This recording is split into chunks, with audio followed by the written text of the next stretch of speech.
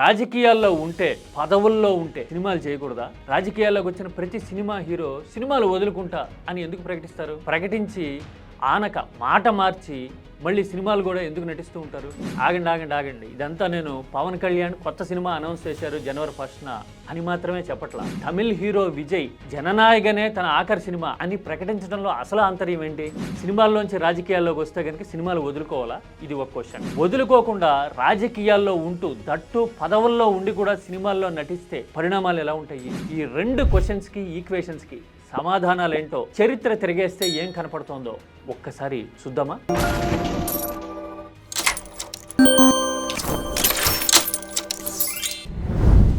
జననాయకన్ పేరుతో తమిళ్ హీరో విజయ్ సినిమాని పొంగల్కి, అదే మన సంక్రాంతికి రిలీజ్ చేస్తూ ఉన్నారు కదా. ఈ సినిమానే తన ఆఖరి మూవీ అని, ఇక వచ్చే 33 ఏళ్ళు ప్రజా సేవకే అంకితం తన జీవితం అని విజయ్ ప్రకటించారు.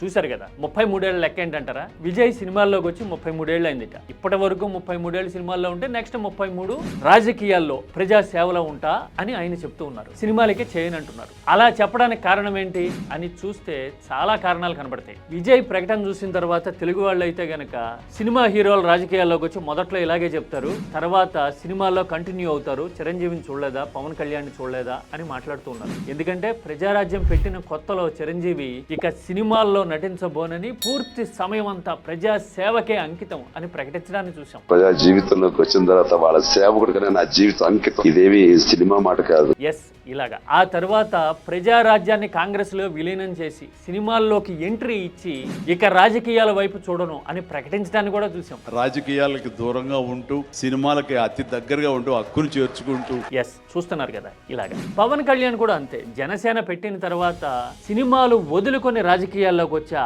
అని చాలా సందర్భాల్లో చెప్పడం కనపడింది మనకి. ఈసారి సినిమాలు వదిలేసి వస్తున్నా. ఎస్, చూశారు కదా. కానీ సినిమాల్లో కూడా కంటిన్యూ అవుతున్నారు.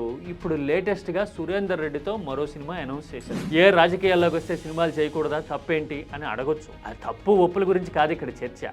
ఏం చెప్పారు, ఏం చేశారు అనేది పాయింట్. ఎవరో అడగకపోయినా సినిమాలు చేయనిక రాజకీయాల్లోనే ఉంటాము అని చెప్పారు. కానీ సినిమాల్లో కూడా కంటిన్యూ అవుతున్నారు. ఇలాంటి సిచ్యువేషన్ ఎందుకు వస్తుంది అనేది పాయింట్. ఇలాంటి ఎక్స్పీరియన్సెస్ రీసెంట్ గా కనపడుతున్నా కానీ విజయ్ మాత్రం సినిమాల్లో నటించనిక అని చెప్పడానికి కారణం ఏంటి అని తెలియాలంటే మనకి చరిత్ర తెలియాలి. దక్షిణాదిలో సినిమాల నుంచి రాజకీయాల్లోకి వచ్చి అప్రతిహతమైన పొలిటికల్ స్టార్ గా వెలిగిన first and foremost impactful leader ఎవరు అని అంటే ఎంజీఆర్ కదా. 1977లో రాజకీయ అరంగేట్రం చేసిన ఎంజీఆర్ వరుసగా 3 ఎన్నికల్లో తిరుగులేని విజయాలు సాధించారు తమిళనాడులో ముఖ్యమంత్రిగా.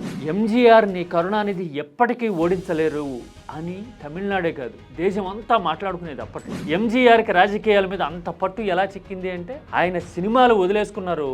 రాజకీయాల్లోకి వచ్చిన తర్వాత అసలు సినిమాల దిక్కు చూడాలి. మదురాయి మిట్టా వీరపాండ్యం లాంటి సినిమా 1978లో రిలీజ్ అయింది, కానీ అది ఆయన రాజకీయ అరంగేట్రం చేయకమునుపు వచ్చింది. ఏది పార్టీ పెట్టకమునుపు షూట్ చేశారు ఆ సినిమా. అంటే టెక్నికల్గా ఆయన సినిమాల వైపు చూడాలి ముఖ్యమంత్రి అయిన తర్వాత, పార్టీ పెట్టిన తర్వాత. వేరాజ్ ఎన్టీఆర్ విషయంలోకి వచ్చేసరికి చరిత్ర కొంచెం భిన్నంగా కనబడుతుంది. 83లో ఎన్టీఆర్ టీడీపీ పార్టీ పెట్టిన తర్వాత 2 ఎన్నికలు ఫేస్ చేసి ముఖ్యమంత్రిగా టెన్యూర్ కూడా పూర్తి చేసుకున్న తర్వాత బ్రహ్మర్షి విశ్వామిత్ర, శ్రీనాథ కవిసార్వభౌమ లాంటి సినిమాల్లో లీడ్ క్యారెక్టర్స్ చేశారు, డైరెక్షన్ కూడా చేశారు. అలాగే మేజర్ చంద్రకాంత్ లాంటి సినిమాల్లో ప్రధానమైన క్యారెక్టర్లో నటించడం చూసాం. అంటే ముఖ్యమంత్రిగా ఒక వెలిగిన తర్వాత కూడా ఎన్టీఆర్ సినిమాల్లో నటించారు. కానీ రాజకీయాల్లో మాత్రం ఆ తర్వాత ఒడిదుడుకులు ఎదుర్కోవడం అనేది మనకి తెలుసు కదా, ఇప్పటికీ మాట్లాడుకుంటాం మనం. రాజకీయాల్లో పూర్తి కాలం ఉంటే గనక తిరుగులేని ఫలితాలు వచ్చినాయి సినిమా స్టార్లకి అని అర్థమవుతుంది.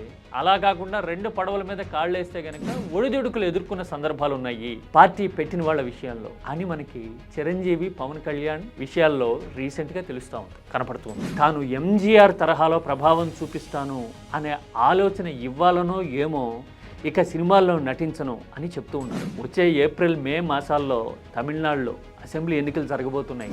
ఆ ఎన్నికల్లో విజయ్ పార్టీ ఎంతవరకు ప్రభావం చూపగలుగుతుంది విజయ్ పోల్ పొజిషన్కి రాగలుగుతారా అనేదాన్ని బట్టి బహుశా విజయ్ ఇప్పటి వరకు చేసిన ప్రకటన ఏది సినిమాల్లో నటించనిక అనే ప్రకటన మీద ఎంతవరకు నిలబడతారు అనేది అర్థమవుతుంది. అంతే కదా, విజయ్ పార్టీ కనుక ప్రభావం చూపించింది అనుకోండి రాజకీయాల్లోనే ఉండేందుకు ఆయన ఇష్టపడవచ్చు.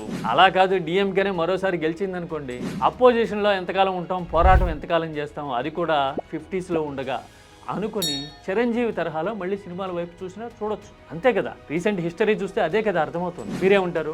రాజకీయాల్లోకి వచ్చిన తర్వాత సినిమాలు వదులుకుంటే బ్రహ్మాండంగా పాలిటిక్స్ మీద గ్రిప్ దొరుకుతుందా? అలా కాకుండా రాజకీయాల్లోకి వచ్చి కూడా సినిమాలు చేసుకుంటూ పోతే పార్ట్ టైం పొలిటీషియన్స్ గా మిగిలిపోయే పరిస్థితి వస్తుందా? ఏది నిజం ఈ రెండు ఆర్గ్యుమెంట్స్ లో? చరిత్ర చూస్తే ఏమర్థమవుతుంది? నిర్మాణాత్మకంగా మాట్లాడుకుందాం. ఎందుకంటే రాజకీయాలు మన బ్రెడ్ అండ్ బటర్ అయిపోయి మన ఆలోచనల్లో భాగం అయిపోయినప్పుడు ఇలాంటి నిర్ణయాలు మన జీవితాలకు సంబంధించిన విషయాలు, కేవలం ఎంటర్టైన్మెంట్ మాత్రమే కాదు కదా.